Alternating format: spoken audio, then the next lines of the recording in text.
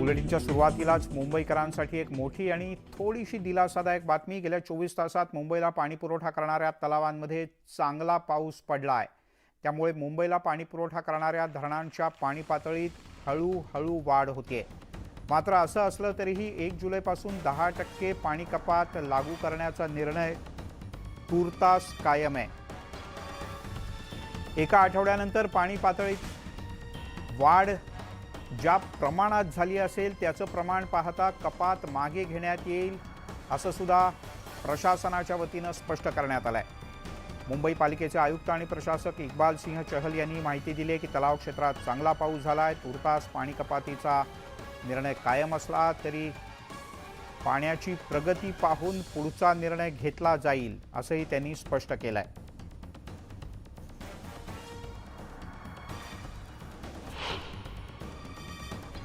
आणि मुंबईला पाणी पुरवठा करणाऱ्या तलावांमधली काय पाणी पातळी पाहूयात। तर वैतरणा 144 मिलीमीटर इतका पाऊस झालाय। वैतरणा धरण क्षेत्रातला पाऊस पाहतो आहोत। तानसा धरण क्षेत्रात 109 मिलीमीटर पावसाची नोंद झाली आहे। विहार तलावाच्या परिसरात 159 मिलीमीटर, तर तुळशी तलावाच्या परिसरात 235 मिलीमीटर इतका पाऊस पडला आहे। अप्पर वैतरणा इथे 122 मिलीमीटर, तर मध्य वैतरणा इथे 137 मिलीमीटर इतक्या पावसाची नोंद झाली आहे।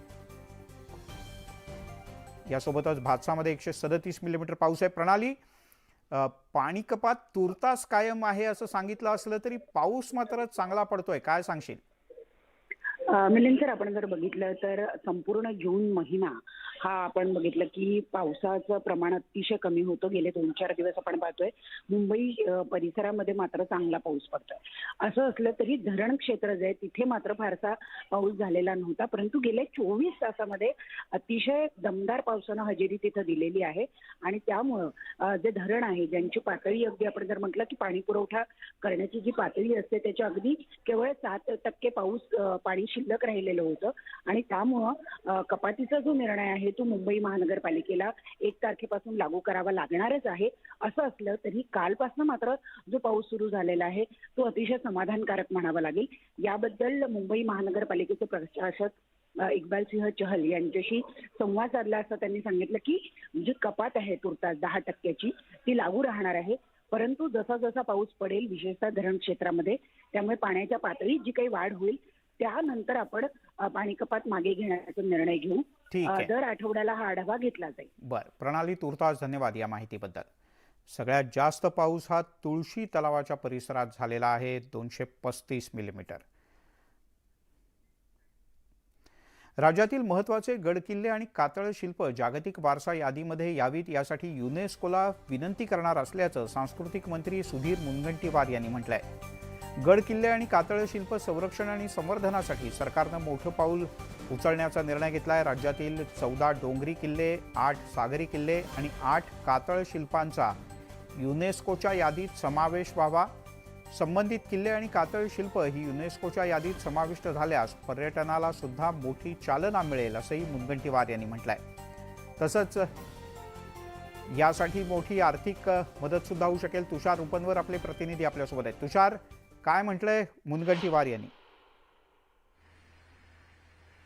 मिलिंद, राज्याचा सांस्कृतिक वारसा जपण्यासाठी सांस्कृतिक मंत्री सुधीर मुनगंटीवारांनी एक पाऊल टाकल्याचं पाहायला मिळतंय।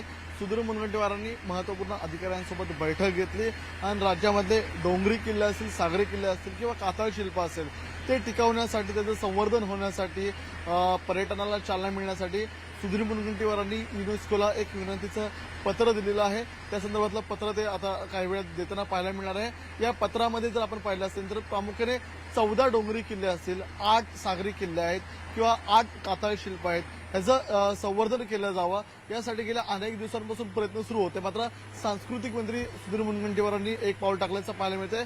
या संदर्भातलं पत्र आता युनेस्कोला प्राप्त होणार आहे। युनेस्कोने या संदर्भातली व्हिजिट करावी, ऑब्झर्वेशन करावं, यामध्ये येऊन युनेस्कोचे अधिकारी येतील, सर्व पाहणी करतील, आमची सोबत बैठक घेतील आणि त्यानंतर याला लागणारा निधी असेल या संदर्भातला निधी देखील मिळणार आहे। राज्य सरकार निधी देईल, केंद्र सरकार देईल आणि युनेस्को पण देईल। या सर्वांच्या माध्यमातून जी कातळ शिल्प असतील, सागरी गडकिल्ले असतील, त्याचं संवर्धन आपल्याला येत्या काळामध्ये होताना एक पाहायला मिळणार महत्त्वाचा आहे. निर्णय म्हणावा लागेल तुषार राज्य सरकारचा हा, की याच्यामुळे दोन्ही फायदे होतील. एक तर पर्यटनाला सुद्धा चालना मिळेल आणि त्यासाठी त्याच्या संवर्धनासाठी मोठ्या प्रमाणात निधी सुद्धा उपलब्ध होईल. तुषार, तुर्तास धन्यवाद या माहितीबद्दल. वळूयात पुढच्या बातमीकडे. नाशिकमधील गुटखा तस्करी प्रकरणी आरोग्यदूत तुषार जगताप याला अटक करण्यात आली. त्याला अटक केल्यानंतर अवघ्या काही तासात जामीन मिळाला. पण गुटखा तस्करीचं एक मोठं रॅकेट या निमित्तानं उघडकीस येणार असं दिसत आहे. या भागात चौकशी केल्यानंतर लक्षात आलं की तुषार जगताप हा या गुटखाच्या रॅकेटमधला महत्त्वाचा दुवा होता. राज भतीजा याचा तो हस्तक होता आणि इगतपुरीपासून 1.25 कोटींचा गुटखा हस्तगत करण्यात आला. तुषार जगताप अवैध गुटखा विक्रीत किंग म्हणून सक्रिय असल्याचं समोर आलंय. लक्ष्मण घाटोळ आपले प्रतिनिधी आपल्यासोबत आहेत. लक्ष्मण, धक्कादायक आहे, आरोग्य दूतच जेव्हा गुटख्याच्या व्यापारात असतो.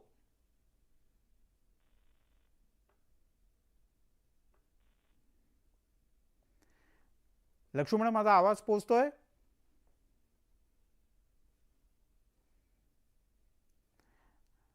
लक्ष्मण घाटोळे यांच्या आपले प्रतिनिधी, त्यांच्यापर्यंत आपला पोहोचत नाही आवाज. पण ही दृश्य पुरेशी बोलकी आहेत की तुषार जगतापला अटक केल्यानंतर तपासात समोर आलं की तोच गुटख्याच्या व्यापारातला, तस्करीतला किंग आहे.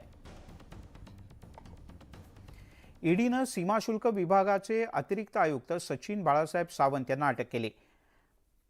लखनौ इथे कर्तव्यावर असताना ईडीच्या अधिकाऱ्यांनी त्यांना अटक केल्याचं कळतं. विशेष पीएमएलए न्यायालयानं त्यांना 5 जुलैपर्यंतची ईडीची कोठडी सुनावली आहे. दरम्यान सचिन सावंत यांनी ईडीच्या कार्यालयातून मेडिकलसाठी त्यांना नेण्यात आलं आहे. तेव्हा न्यूज 18 लोकमतच्या प्रतिनिधीनं त्यांना काही प्रश्न विचारले.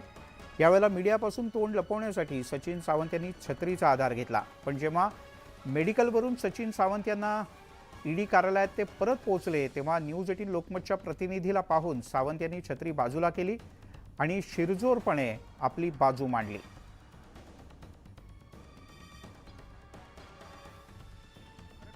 नेमकं काय झालं आपण पाहूयात. त्यांनी आपली बाजू काय पद्धतीनं मांडली हेही आपण ऐकण्याचा प्रयत्न करू. पण या अधिकाऱ्याला आता अटक करण्यात आली आहे आणि ईडी त्याची चौकशी करत आहे. आधी मेडिकलला नेत असताना सावंत यांनी छत्री घेऊन आपला चेहरा लपवण्याचा प्रयत्न केला. पण मेडिकल करून परत आल्यानंतर न्यूज 18 लोकमतच्या प्रतिनिधीला पाहताच त्यांनी छत्री बाजूला करून आपलं स्पष्टीकरण देण्याचा प्रयत्न केला. पाऊस नाहीये ना, कशाला छत्री घेताय?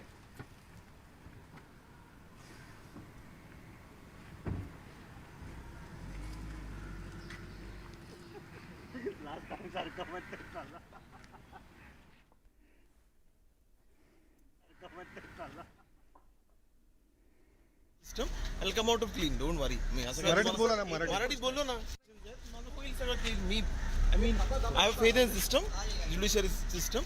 I'll come out of clean, don't worry. मी असं मराठीत बोला ना, मराठीत बोललो ना. एकच हा, बोला. म्हणजे अगदी अगदी मनापासून विचारतो. मनापासून. मराठी अधिकाऱ्यांना टार्गेट केलं जातं. आता ते काय माहित होतं ते तुम्हाला जास्त माहित. नंतर बोल.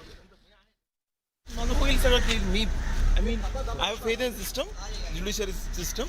I'll come out of clean, don't worry. त्यामुळे मी निर्दोष म्हणून बाहेर येईन I have faith in system, असं त्यांचं म्हणणं होतं. system.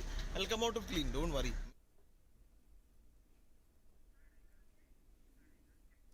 अद्यापही अर्धवट अवस्थेत असलेल्या मुंबई गोवा महामार्गाला पहिल्याच पावसात मोठा फटका बसलाय.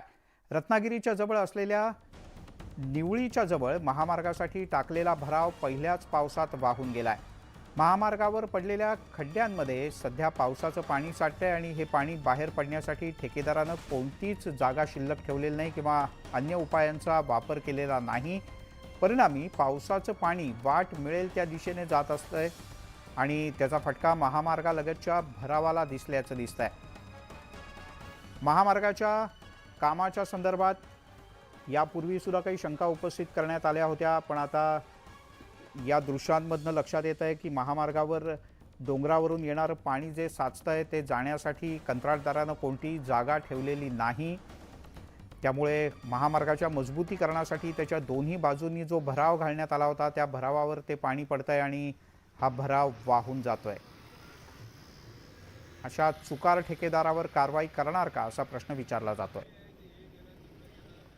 पावसाच्या सुरुवातीचा फटका मुंबई गोवा महामार्गाला बसताना पाहायला मिळतो. सध्या आपण निवळी या ठिकाणी आहोत आणि निवळी या ठिकाणी आपण जर बघितलं तर या जो रोड आहे महामार्ग आहे, याला खड्डे पडलेले आहेत आणि खड्ड्यामध्ये साठणारं जे पाणी आहे हे जाण्यासाठी कुठंही जागा नसल्यामुळे जो भराव टाकलेला आहे महामार्गासाठी, त्या भरावाला तडा देऊन हे पाणी पर्यायच्या दिशेने गेलेलं आहे. आपण जर बघितलं तर या ठिकाणी जो भराव आहे या भरावाला हा भराव जो आहे हा पूर्णपणे खचलेला आहे, याला तडे गेलेले दिसत आहेत आणि या ठिकाणून हे जे पाणी जे आहे हे पूर्णपणे ह्या पर्यायाला जाऊन मिळालेलं आहे. एकंदरीतच बघायला गेलं तर या ठेकेदाराचं याकडे लक्ष नाही आहे. ठेकेदार हात वरती करतायत जेणेकरून इकडे कोणत्याही प्रकारचं लक्ष ठेकेदाराचं नसलेलं हे चित्र आता परत एकदा आपल्याला पाहायला मिळतंय. आणि हे काम जर अशा पद्धतीचं असेल तर अजून पावसाला अजून 3 महिने अजून आहेत आणि 3 महिन्यात पाऊस हा जोरदार पद्धतीने पडणार आहे. नेमका हा भराव त्या 3 महिन्यामध्ये टिकणार का हीच आता शंका उपस्थित होते. आणि एकंदरीतच हे काम जे आहे हे किती निकृष्ट दर्जाचं आहे हेच आपल्याला इथे झालेलं पाहायला मिळतंय. सचिन सावंत, न्यूज 18 लोकमत, रत्नागिरी. तिकडे शहापूरच्या खर्डी परिसरात मुसळधार पाऊस पडतोय आणि या मुसळधार पावसामुळे खर्डीच्या काष्टी आणि वैतागवाडी परिसरातला रस्ताच पाण्यात वाहून गेलाय. यामुळे या गावांचा बाजारपेठेशी संपर्क पूर्णतः तुटला असून प्रामुख्याने शाळकरी मुलांना याचा सगळ्यात मोठा फटका बसतो आहे. शाळेत जाण्यासाठी असा रस्ताच नसल्यानं इथे मध्ये एक JCB उभा करण्यात आला आहे. या मुलांना JCBमध्ये बसवण्यात येतं आणि एका टोकाकडून दुसऱ्या टोकाकडे नेण्यात येतं. रस्ता पार करण्यासाठी आता अन्य कोणताही पर्याय नाही. त्यामुळे प्रशासनानं हा रस्ता तातडीनं दुरुस्त करावा अशी मागणी वैतागवाडीतल्या ग्रामस्थांनी केली आहे. आज मुलांची ही अवस्था आहे, पण काही दिवसांनी इथल्या सर्वच ग्रामस्थांची अशीच अवस्था होणार असं दिसतंय.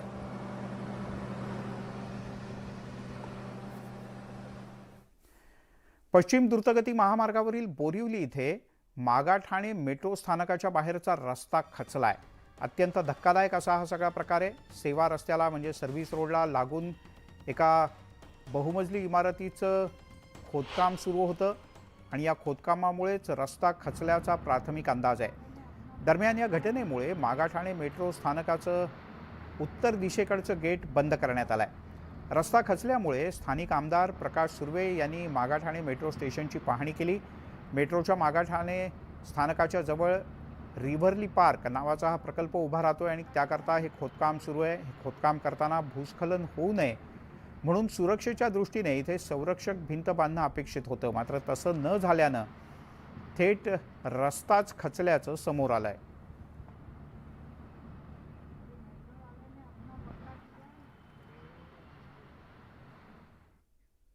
तिकडे मुंबईत पावसाळा सुरू झाल्यापासून झाडं पडण्याच्या घटनांमध्ये मोठ्या प्रमाणात वाढ झाली आहे.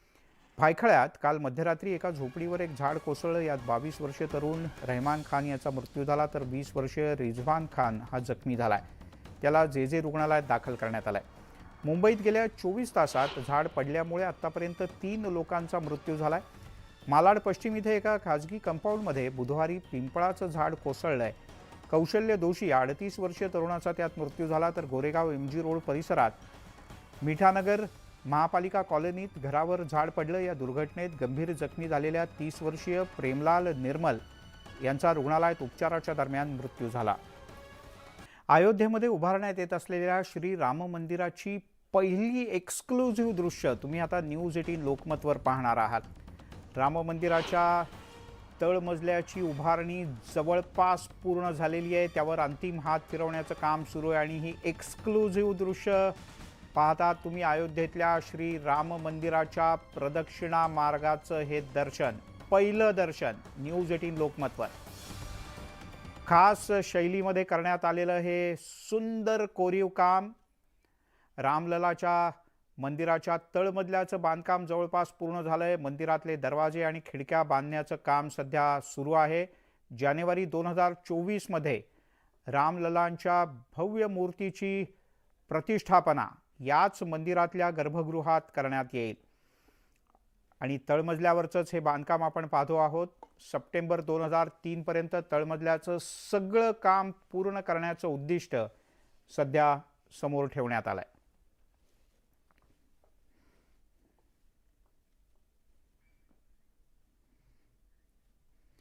यासोबत या बुलेटिनमध्ये इथे थांबूया. थोड्याच वेळात माझी सहकारी रेणुकासह जगाच्या पाठीवर.